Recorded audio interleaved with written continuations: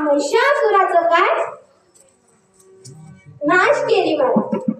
तर महिषासुराचा नाश कोण? देवी जगदंबेने केली. मग आपल्या महिषासुराला कोण वध करायला पाहिजे महाराज? तर आपल्या महिषासुराला कोण मारायला पाहिजे? तर आपल्या महिषासुराला तर आपणच मारावं. की हा काम क्रोध लोभ आहे ना आपल्यामध्ये, की आपणच काढावा लागतो हा महिषासुर. कसं काढावं? तर आता काही लोक आळंदीला जातात, पंढरीला जातात, काशीला जातात, की पादयात्रेला जातात.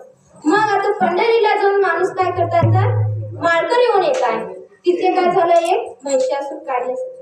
तसं काही काही यात्रेला जाऊन आपण काय चांगलं हे करून येतो. आता एक एक महिषासुर असं काढलेच होतं. तर माळकरवरांना एक महिषासुर काढलेच होतं. तसंच आपण त्या महिषासुराला काढून टाकावं पाहिजे. कारण की हा संसारामध्ये हा काम क्रोध असल्यामुळे आणि या संसारामध्ये कोणतं आपला मन सुद्धा ह्या भजनाकडे आवडेल. म्हणून जगद्गुरु तुकाराम महाराज अभंगामध्ये म्हणतात की संसार